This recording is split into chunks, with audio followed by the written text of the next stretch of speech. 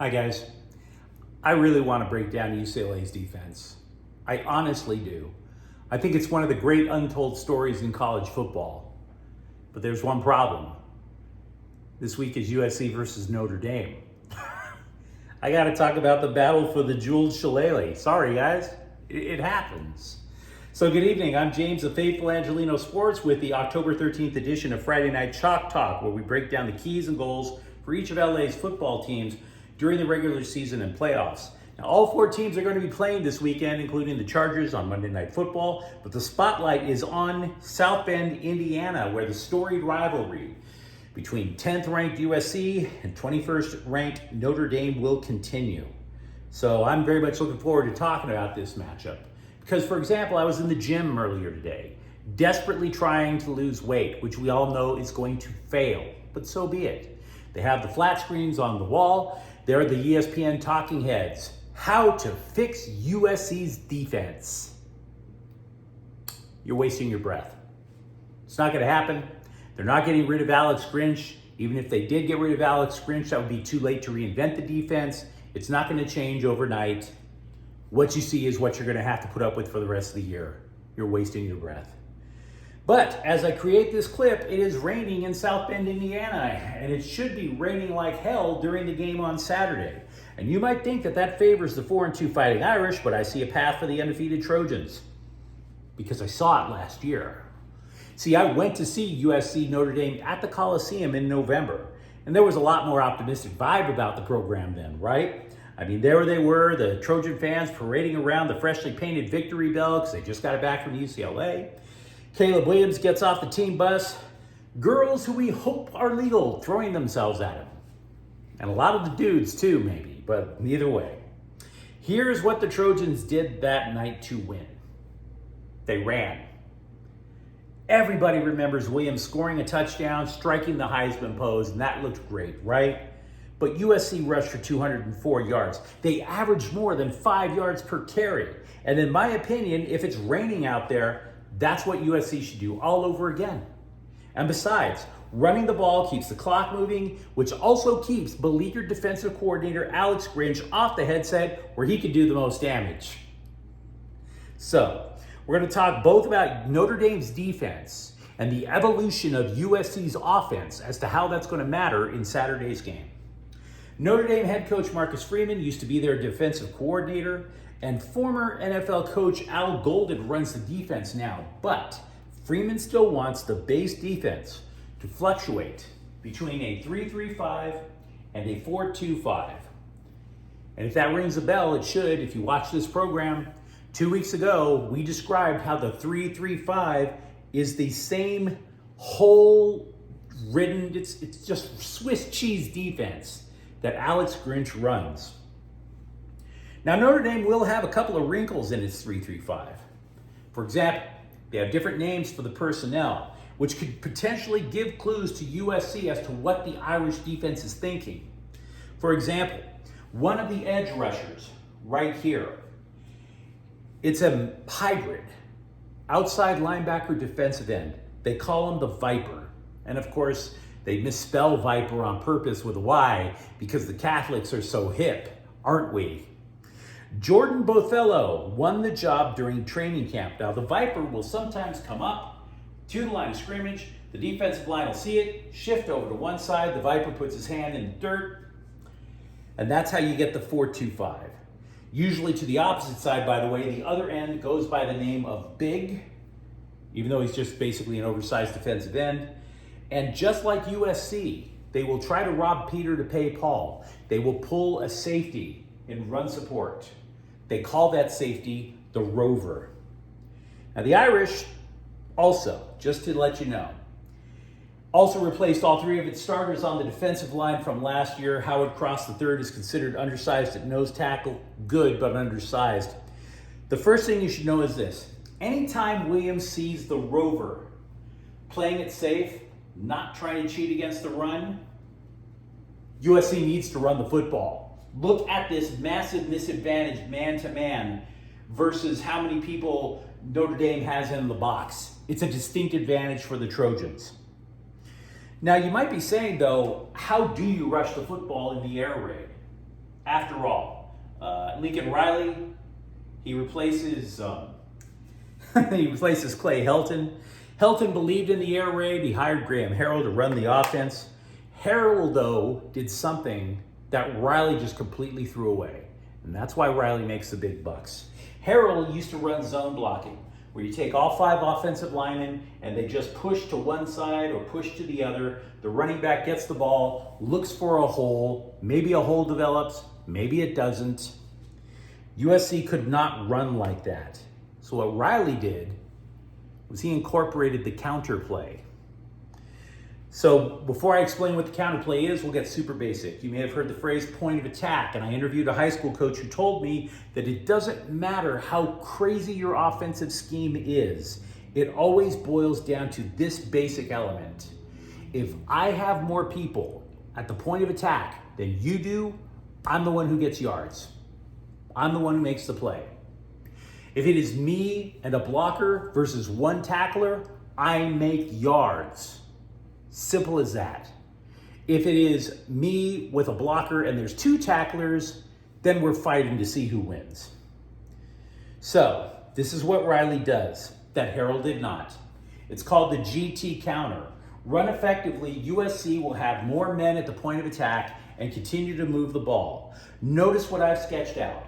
Caleb Williams, quarterback in the shotgun. The running back is behind him, but not directly behind him. He's offset. No tight end, but you can have a tight end.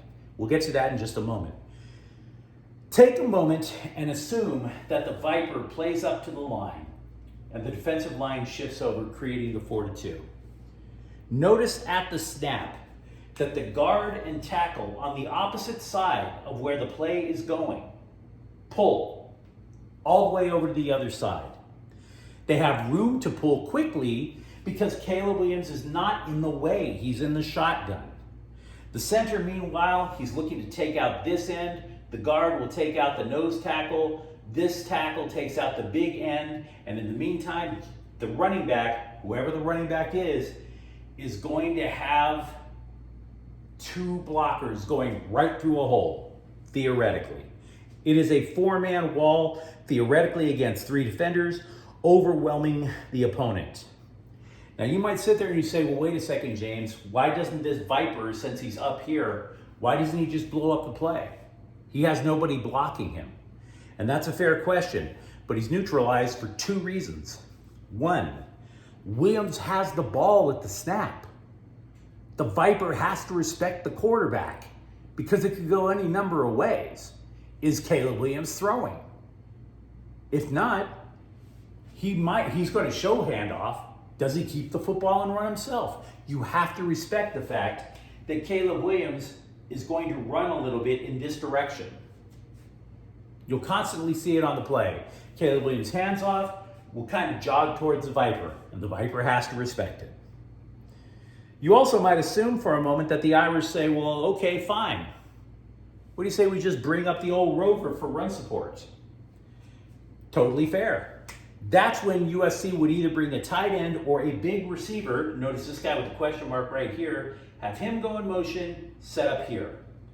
Snap comes off. He's going off with the idea of basically either glancing off the big end, the linebacker, or just taking out the Rover. One of the 3. Finally, let's assume Notre Dame overplays the run. Oh, they're putting a lot of people up on the run, right? Williams can audibilize into a bubble screen. Notice, if they start pushing people up here, you've got these 2 wide receivers with man coverage with 2 cornerbacks. We've all seen Williams pivot. His hips are quick. He can make sidearm throws. The offensive linemen here, by the way, are still going to pull because the pass is going to be way like that. So these 2 guys will pull over here. Here's this receiver blocking this corner, which will give the receiver the chance to make the quick catch. He's going up here, and pretty soon, he's going to have an escort of 2 offensive linemen to continue moving the ball down the field. So yeah, GT counter, very effective. It's kind of an RPO in a sense that you could run, or if they overplay, you've got a quick bubble screen that'll work. As for what USC's defense can do to limit Notre Dame, I have no faith in Alex Grinch whatsoever. I actually think the rain might cut Grinch a little slack because apparently the Irish like to go for the big pass. That is going to be very hard to do in inclement weather. I think the Trojans can keep the Irish off balance and win. Would I put money on it? No, but I think they can. This is my problem for UCLA. Switching games. Dante Moore struggled at Utah. Utah got killed at Oregon State. And I don't think people realize how good the Oregon State football program actually is. I think the Beavers like it that way. I watch a lot of USC football. I know this. USC went to Corvallis last year. They won in the last minute. It was a low-scoring game. Oregon State, I would argue, had the best defense in the Pac-12 last year. They have no problem with ball control offense, no problem playing defense. And by the way, they upgraded the quarterback in the transfer portal. DJ Ugalele comes over from Clemson. Where, by the way, they make pretty good quarterbacks. So they're also at home. I honestly think UCLA is in a real uphill battle. I think their best shot is to win the turnover battle. But the problem there is Ugalele has thrown fewer than one interception per game. My gut feeling is the Beavers win, frankly. I don't want to spend a whole lot of time on the Chargers-Cowboys game because it's on Monday Night Football. There's an extra day. You never know what news is going to come out that could emerge. But this is what I believe of what I know so far. Nobody is going to confuse the Chargers with the 49ers. But both the teams, both Chargers and 49ers, have terrific offensive lines. And because of that, I believe the Cowboys will not be able to disrupt Justin Herbert enough. Herbert's only been intercepted once. I do believe that the Chargers front, though, can get to Dak Prescott and disrupt him. I also know that for a fact that this is going to be Dallas' second consecutive road game. It is extremely difficult to win that second road game. So they'll be playing at another disadvantage. I do have one question overall about the Chargers, though. Is it possible that J.C. Jackson was a cancer for the team for more than just a week? We know that he refused to play against the Raiders, and that's what facilitated the trade with New England. If he was that big of a jerk, I don't know. But if he was, could that not unify the Chargers defense? I just make that question out because that's for the long-term health of the Bolts this year. Either way, in this game, I believe both teams are desperate. Dallas could go nuts and beat the living hell out of the Chargers because of that. But I still favor the Chargers because they have the better quarterback and they also have the players that can get to the opposing quarterback. Finally, the Cardinals, they want to build around defense, but you can pass on them. And that's how I think the Rams are going to win. Opposing quarterbacks complete 72% of passes against Arizona. The Cardinals have allowed the fifth most passing yards in the league. So my question to you is, how do you expect that team will keep Matthew Stafford from getting the ball to Cooper Kupp, from getting the ball to Puka Nacua, etc.? Meanwhile, we don't even know who's going to be a quarterback for Arizona. Maybe it's Joshua Dobbs. Maybe it's Kyler Murray. Running back James Conner, out with an injury. I think the Rams get back to 500. I just do. I don't see a way. I don't see a path for Arizona to win. So in sum, I think both local NFL teams win.